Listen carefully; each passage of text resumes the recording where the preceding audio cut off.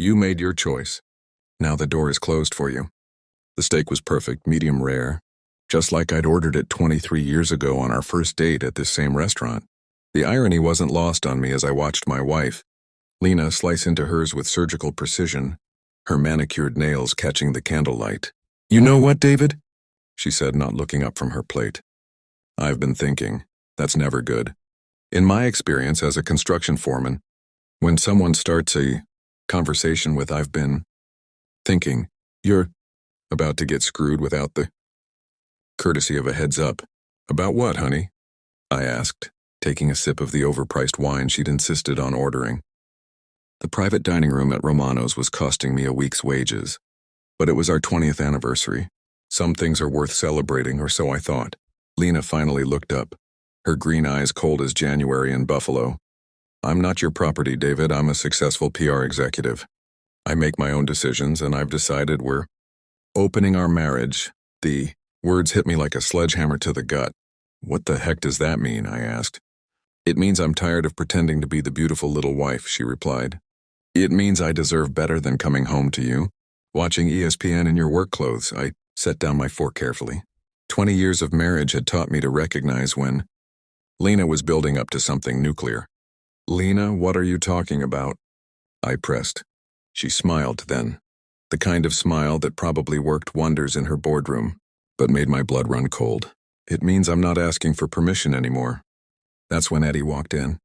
Eddie Martinez, my best friend since high school, my best man, the guy who'd helped me build our deck last summer, strutted into our private dining room like he owned the place, wearing a suit that probably cost more than my truck payment. "Hey, Dave," he said with that cocky grin I'd once found charming. "Hope you don't mind me crashing the party." Lena stood up, smoothed her black dress, and walked over to Eddie. Right there, 3 feet from where I was sitting, she grabbed his face and kissed him like they were starring in some twisted romantic movie. When they finally came up for air, Eddie had the decency to look slightly uncomfortable. Lena, on the other hand, looked triumphant. "David," she said, "meet my boyfriend." I sat there for a moment, processing. The restaurant suddenly felt too small, too hot. The smell of garlic and wine that had seemed romantic 5 minutes ago now made me nauseous. "How long?" I asked quietly. "Does it matter?" Lena shrugged. "We're adults, David. We can handle this maturely." "How long?" I repeated. Eddie cleared his throat. "Dave, man, it just happened. You know how these things go." "No, Eddie. I don't know how these things go," I shot back. "Why don't you explain it to me?" Lena grabbed her purse from the table. "We're leaving. The bill's on you, obviously. We'll talk about the details later." She kissed Eddie again, longer this time, making sure I got a good look. Then they walked out, leaving me alone with 2 barely touched steaks and a bottle of wine that suddenly tasted like vinegar. I sat there for maybe 10 minutes watching the candle burn down. The waiter kept peeking in, probably wondering if I'd lost my mind. Maybe I had. Finally, I stood up, threw $300 on the table, and walked out into the cold October night. My hands were shaking as I unlocked my truck, not from the cold, but from rage. The drive home took forever. Every red light gave me more time to think, to replay the scene, to imagine what I should have said or done. By the time I pulled into our driveway, I'd run through about 50 different scenarios, most of them involving my fist in Eddie's face. Our house looked exactly the same as when I'd left 2 hours ago. Same porch light, same welcome mat Lena had bought at Target, same flower boxes I'd built and painted last spring, but everything had changed. I walked through the front door and immediately went to the kitchen junk drawer, finding what I was looking for, the spare key to Eddie's apartment. He'd given it to me last year when he went to Vegas, asking me to water his plants and pick up his mail. Then I went to my toolbox in the garage and grabbed my cordless drill. 20 minutes later, I'd changed every lock on the house. Front door, back door, garage, even the basement. Let her try to waltz back in here with her mature adult conversation. I poured myself 3 fingers of bourbon and sat in my recliner. The house felt different now, bigger, emptier, but also somehow cleaner, like I'd just taken out 20 years' worth of garbage. My phone buzzed with a text from Lena. "We need to talk. Coming home in an hour." I typed back, "New locks. Hotel's down the street." The phone rang immediately. David, don't be ridiculous, Lena said. This is my house too. Was, I replied. Past tense. You made your choice at dinner. You can't lock me out of my own home, she insisted. Watch me, I said, hanging up. The phone rang again and again. I turned it off and poured another bourbon. At least she'd left the steak. The pounding on my front door started at 11:30 that night. I ignored it. Let them wake the neighbors. Let the whole street see what kind of woman I'd been married to for 20 years. Dad, open up. That was Jessica, our 19-year-old daughter. I'd been wondering when she'd show up. I opened the door to find Jessica standing there in her college sweatshirt, tears streaming down her face with Lena right behind her, looking like she wanted to commit homicide. What did you do to Mom? Jessica demanded. I changed the locks, I said. Your mother decided she wanted to play house with Uncle Eddie, so I decided she could do it somewhere else. Lena pushed past Jessica. David, we are going to discuss this like adults. No, we're not, I shot back. We're going to discuss this like what we are. A cheating wife and the husband she just humiliated in public. It's not that simple, Lena said. It's exactly that simple, I countered. I looked at Jessica, who was staring at both of us like we'd lost our minds. Your mother announced at dinner tonight that she's been sleeping with Eddie. Then she kissed him in front of me and left me with the check. Jessica's face went white. Mom, is that true? Lena had the grace to look uncomfortable. Jessie, sweetheart, sometimes adults need to make difficult decisions about their relationships. That's not an answer, Jessica said. Yes, I interjected. It's true. Your mother's been having an affair with my best friend, and tonight she decided to make it official. Jessica looked back and forth between us. This is insane. You guys have been married forever. You can work this out. Some things can't be worked out, honey, Lena said. Your father and I have grown apart. We want different things. What you want, I said, is to have your cake and eat it too. Well, congratulations. You've got Eddie now. You can figure out how to pay for his fancy apartment and designer suits. That hit home. I could see it in her face. We'll see about that, Lena said. I'm calling my lawyer in the morning. You do that, I replied. I'm calling mine too. After they left, I sat in my kitchen and made a list. 20 years of marriage teaches you things about a person, things they'd rather keep private. Like how Lena had been skimming from her office expense account to pay for her shopping. Habit, nothing major. Just a few hundred here and there for client dinners that were actually spa days. Like how she'd been lying to the IRS about her home office deductions, claiming our entire basement as business space when she used it maybe twice a year. Like how she'd been having long, flirty phone conversations with clients that went way beyond professional. And Eddie, he had his own secrets. His consulting business was a front for loan sharking. He'd been using his downtown apartment for high stakes poker games that definitely weren't legal. He owed money to some very unfriendly people in Cleveland. I'd kept quiet about all of it because that's what friends do. That's what husbands do. But I wasn't feeling very friendly anymore. The next morning, I called in sick to work and drove to Eddie's apartment building, using his spare key to let myself in. The place reeked of Lena's perfume and something else I didn't want to think about. I wasn't there to trash the place. I'm not that kind of guy. I was there to retrieve something. 2 years ago, Eddie had asked me to help him move his safe, a heavy bastard that took both of us and a dolly to get up to his bedroom. He'd made a joke about keeping his insurance policies in there, documents, photos, things that could be useful if the wrong people came asking questions. What he didn't know was that I'd watched him enter the combination, an old habit from the construction site. Always pay attention to lock combinations and alarm codes. You never know when you'll need them. The safe opened on the first try. Inside, I found exactly what I'd expected. Photos of his poker games, records of his loans, and a thick folder labeled business associates that contained names, addresses, and amounts owed. I also found something I hadn't expected. A USB drive labeled LH Insurance. LH. Lena Henderson, my wife's maiden name. I pocketed the drive and locked the safe. Whatever was on there, I'd look at it later. Right now, I had other business to attend to. My first stop was Lena's office. Henderson and Associates. PR occupied the entire third floor of a downtown office building. Very sleek, very modern, very expensive. I'd always wondered how she afforded it.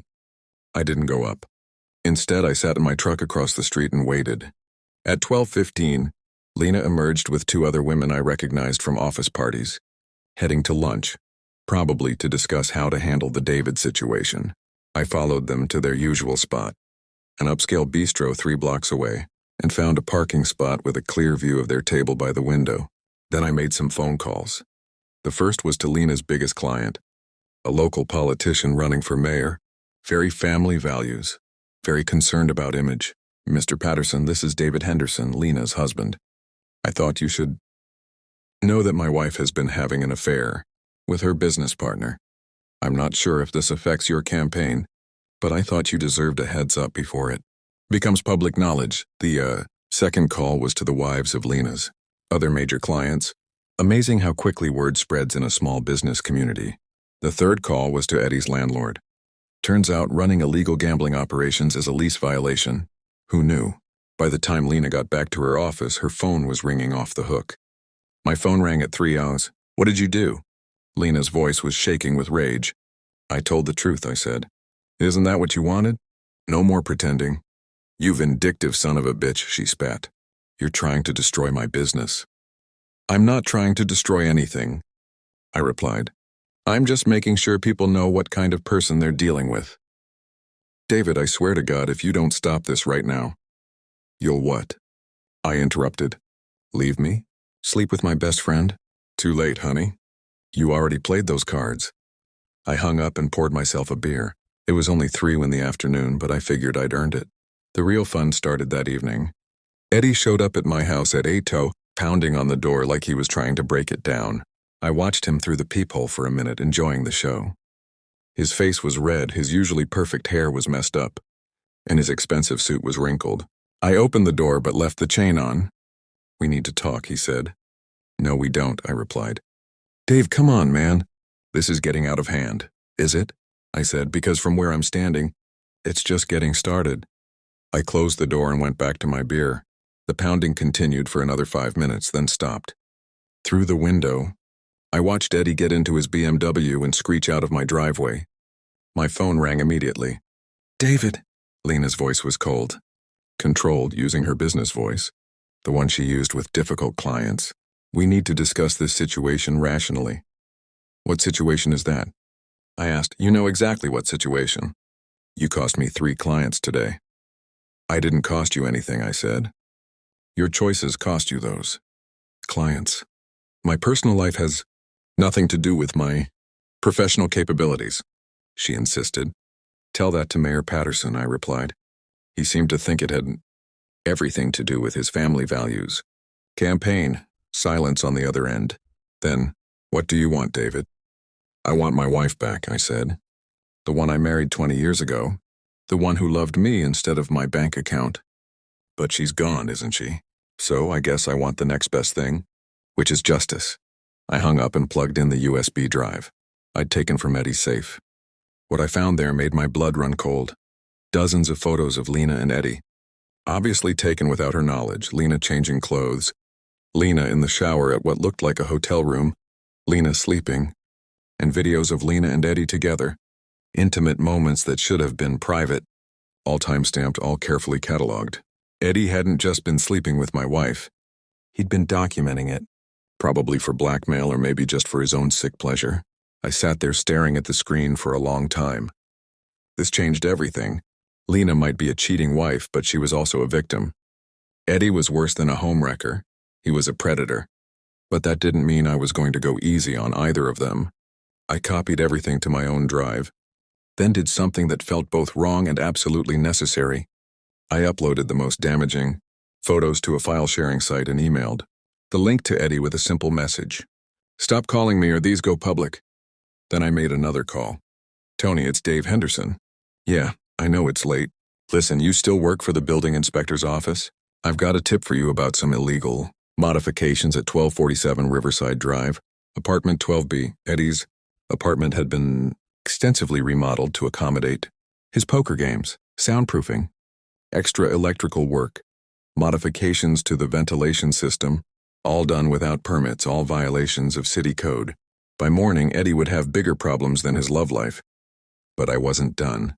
The next day, I drove to Jessica's college and found her in the student center, studying with a group of friends. She looked up when she saw me, her face immediately going guarded. "Dad, what are you doing here?" she asked. "We need to talk privately," I said. She followed me outside, her arms crossed defensively. "If you're here to trash Mom some more," she began. "I'm here to tell you the truth," I interrupted. "All of it." I showed her the photos, not the intimate ones, just enough to prove that Eddie had been stalking her mother. That this wasn't some romantic affair, but something much darker. Jessica's face went white, then red, then white again. "Oh my God," she whispered. "Mom doesn't know about these, does she?" "I don't think so, but she needs to," I said. "Dad, this is sick." "Eddie's been in our house. He's been to my birthday parties. He's like family. Was like family," I corrected. "People change, Jess.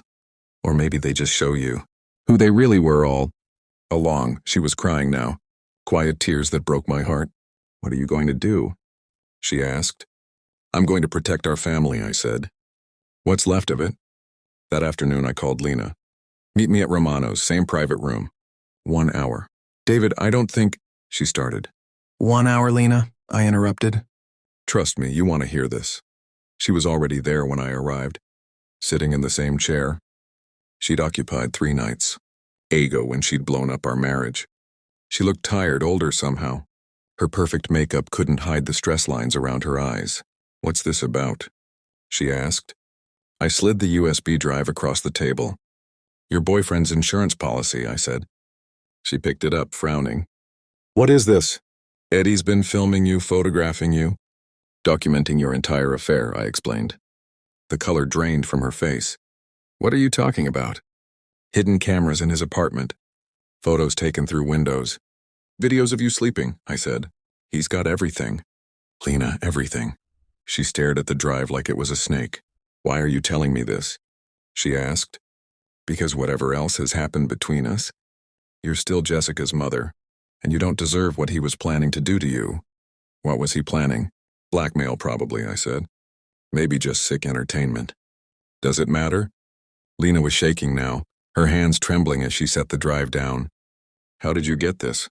"I broke into his apartment, used the spare key he gave me last year," I admitted. "That's illegal," she said. "So is secretly filming someone without their consent," I countered. "So is running illegal gambling operations. So is loan sharking. Your boyfriend's got a lot of secrets." "Lena." She looked up at me, and for a moment, I saw the woman I'd fallen in love with 20 years ago. Vulnerable, scared, human. "What do you want me to do?" she asked quietly.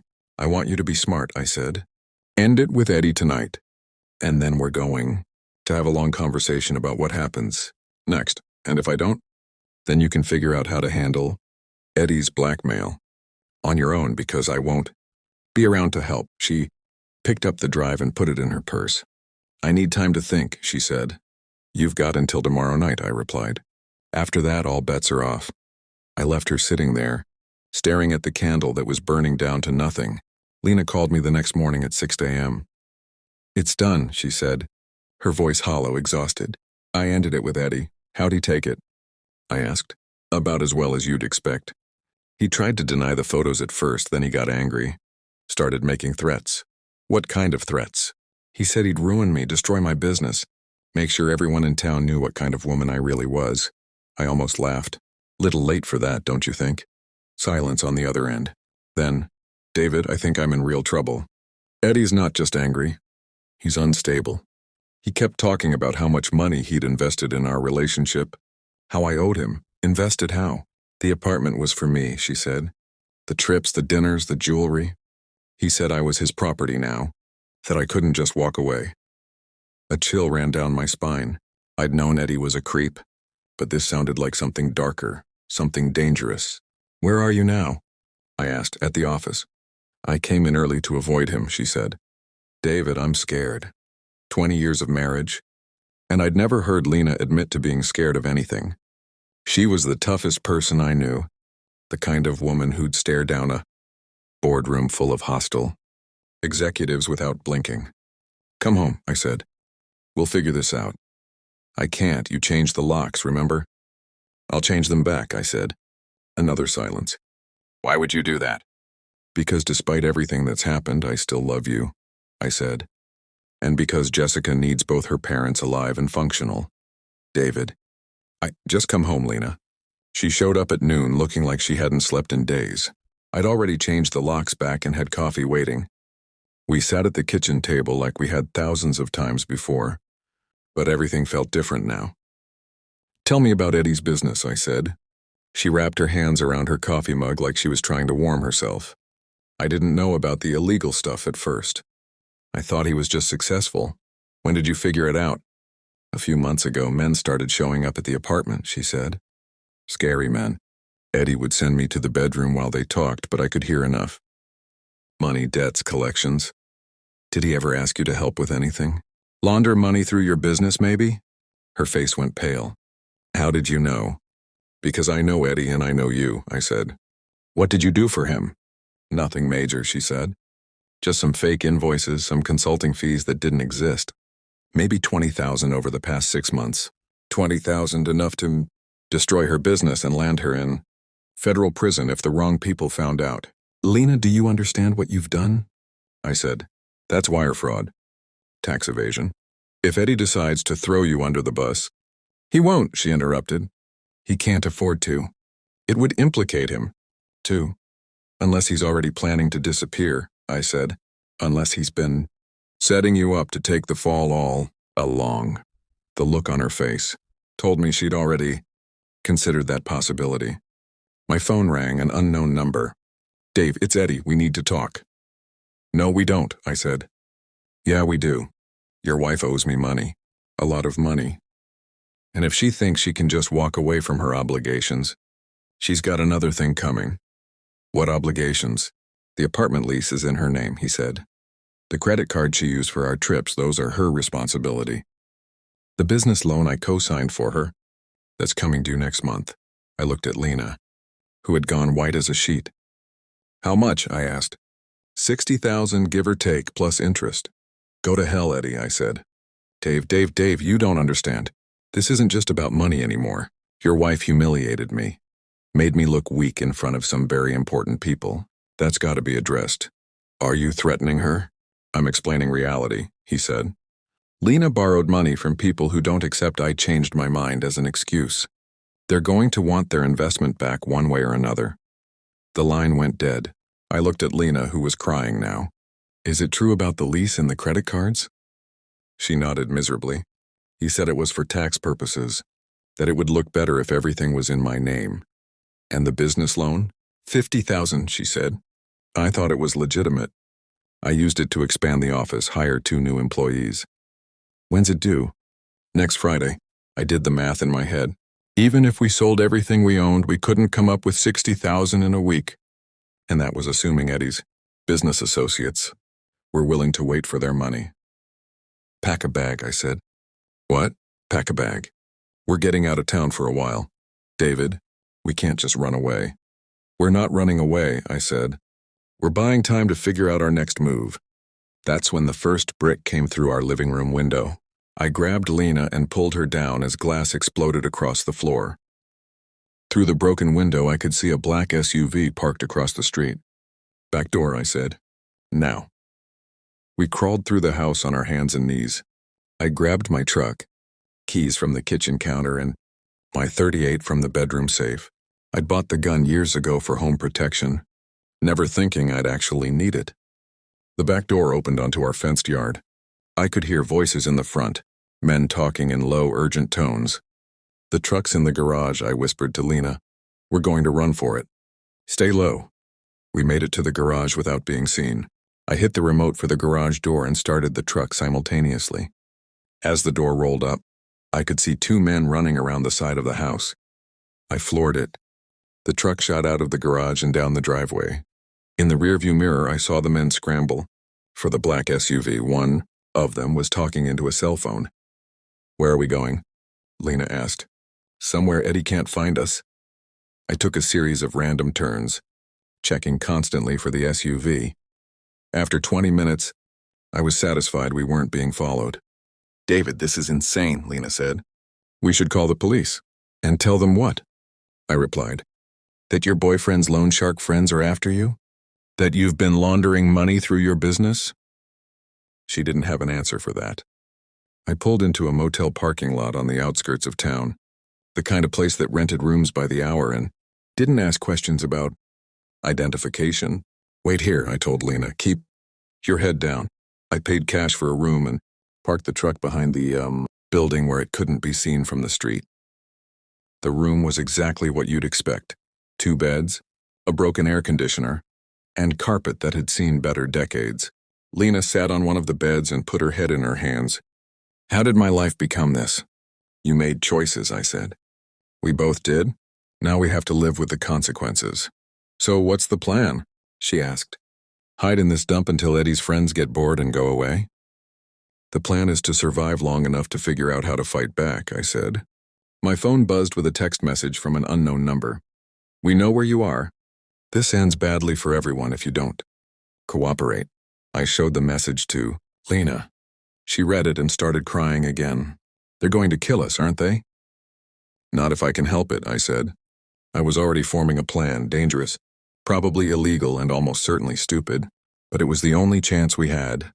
The plan came to me at 3 a.m, lying on a bed that smelled like disinfectant and broken dreams. Lena was finally asleep, curled up on the other bed with her clothes still on. She looked younger somehow, vulnerable in a way I hadn't seen in years. I'd been thinking about Eddie's weaknesses, his ego, his need to be seen as successful and powerful, his terror of the people he owed money to. What if I could turn those weaknesses against him? I slipped out of the motel room and drove to an all-night diner across town, using their payphone to make a call I probably should have made days ago. Cleveland Police, Detective Morrison, the voice answered. Detective, this is an anonymous tip. I have information about illegal gambling operations in Buffalo, specifically involving a man named Eduardo Martinez. I gave them Eddie's address, described his operation, and mentioned the names I'd found in his safe. Then I hung up and drove back to the motel. Lena was awake when I got back, sitting by the window with the curtain cracked, watching the parking lot. Where did you go? She asked. To make a phone call, I said. How are you feeling? Like my life is over, she replied, looking at me with red-rimmed eyes. David, I'm so sorry for all of it. The affair, the money, dragging you into this mess. We'll figure it out, I said. Will we? She asked. Because from where I'm sitting, it looks like we're both going to end up dead or in prison. I sat down next to her on the bed. Do you remember our first apartment? That studio above the pizza place? She almost smiled. It was horrible. The heat didn't work, and it smelled like pepperoni. But we were happy there, I said. We didn't have anything, but we had each other. That was a long time ago, David, she said. We're different people now, are we? I asked. Or did we just forget who we used to be? Before she could answer, my phone rang. It was Jessica. Dad, where are you? I went by the house, and there's glass everywhere. The neighbors said they heard shouting. We're safe, honey, I said, but we had to leave for a while. Leave? Dad, what's going on? I looked at Lena, who nodded. Jessica deserved to know the truth. Your mother got involved with some dangerous people through Eddie, I said. We're laying low until we can figure out how to handle it. Dangerous people? Jessica said. Dad, this sounds like something out of a movie. I wish it was, I said. Listen, I need you to do something for me. Go to your dorm and stay there. Don't go anywhere alone. And if anyone asks about your mother or me, you don't know anything. Can you do that? You're scaring me, she said. Good, I replied. Scared keeps you alive. We'll call you when it's safe. I hung up and immediately turned off the phone. If Eddie's friends were smart enough to track cell phones, we'd just given away our location. We need to move, I told Lena. Where? I know a place, I said. The place was a hunting cabin owned by my buddy Mike, about an hour north of the city. Mike had given me the key years ago, told me to use it whenever I wanted to get away from civilization. It was perfect, isolated, off the grid, and completely unknown to Eddie or anyone else from our old life. We drove through the pre-dawn darkness in silence, Lena dozing fitfully in the passenger seat while I kept checking the rearview mirror for headlights that never appeared. The cabin was exactly as I remembered it, small, rustic, and completely private, with no cell phone coverage, no internet, no connection to the outside world. For the first time in days, I felt like I could breathe. "How long do we stay here?" Lena asked as we settled in. "As long as it takes," I said. "For what?" "For Eddie to make a mistake." I didn't have to wait long. The next morning, I drove to a gas station with cell coverage and turned on my phone. 7 missed calls from Jessica, 12 from numbers I didn't recognize, and 1 voicemail from Eddie. "Dave, you're making this harder than it needs to be. Lena owes money to people who don't like waiting. Every day you hide makes it worse for everyone. Call me back, and let's work something out." I deleted the message and called Jessica. "Dad, thank God I've been trying to reach you all night," she said. "What's wrong?" "Eddie's been arrested," she said. "It's all over the news. They raided his apartment and found drugs, money, illegal gambling equipment. The FBI's involved." I smiled grimly. The anonymous tip had worked better than I'd hoped. "There's more," Jessica continued. "They're looking for Mom. They think she was involved in money laundering." My smile disappeared. "How do you know this?" "It's on the news, Dad," she said. "Mom's picture is on TV. They're calling her a person of interest in a federal investigation." Hung up and drove back to the cabin as fast as I could. Lena was sitting on the porch enjoying the morning sun, looking more relaxed than she had in days. "We have a problem," I said. Her face fell as I explained about Eddie's arrest and the federal investigation. By the time I finished, she was pale and shaking. "They're going to arrest me," she said. "Not if we're smart about it," I replied. "David, this is federal. They don't make deals with small-time money launderers. They do if the small-time money launderer can give them something bigger," I said. I'd been thinking about this during the drive back. Eddie's operation was small potatoes compared to his connections in Cleveland. The FBI would be very interested in those names I'd found in his safe. "You're going to turn yourself in," I said. "But first we're going to make sure you have something to trade." It took 2 days to put together a complete picture of Eddie's operation. I drove to various locations with cell coverage, made careful inquiries, and slowly built a file that would be worth something to federal prosecutors. Eddie hadn't just been running illegal gambling and loan sharking. He'd been laundering money for a major Cleveland crime family, using his legitimate consulting business as a front. The amounts were significant, over $2 million in the past year alone. Lena had been a small part of a much larger operation. On Thursday morning, I drove her to the FBI field office in Buffalo. We'd rehearsed her story a dozen times. She would cooperate fully, provide all the information she had, and hope that her cooperation would be worth more than her prosecution. "What about us?" she asked as we sat in the parking lot outside the federal building. "What about us? Do we have a future together after all this?" I thought about it for a long moment. "I don't know," I said. "We've both done things, said things. Maybe we can find our way back to each other. Maybe we can't. But we're going to survive this. And that's what matters right now." She leaned over and kissed me softly, like she had when we were young and poor and happy in that studio apartment that smelled like pepperoni. "I love you, David," she said. "I never stopped loving you, even when I was being an idiot." "I love you too," I said. She got out of the truck and walked into the building. I watched until she disappeared through the glass doors, then drove home to wait. The waiting lasted 6 hours. When Lena finally called, she sounded exhausted but relieved. "They're not arresting me," she said. "Not today, anyway. I gave them everything I had on Eddie and his Cleveland connections.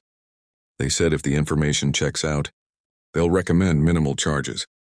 "What does that mean?" I asked. "Probation, maybe," she said. "Community service, a chance to rebuild my life." "Our lives," I corrected. "Our lives," she agreed. Eddie pleaded guilty to federal racketeering charges 6 months later, getting 15 years in federal prison. The Cleveland crime family was dismantled. Their money laundering operation shut down, their leadership facing decades in prison. Lena received 2 years probation and 500 hours of community service. Her business was destroyed, her reputation in ruins, but she was alive and free. We sold the house and moved to a smaller place across town, starting over with nothing but each other, just like we had 23 years ago. It wasn't easy.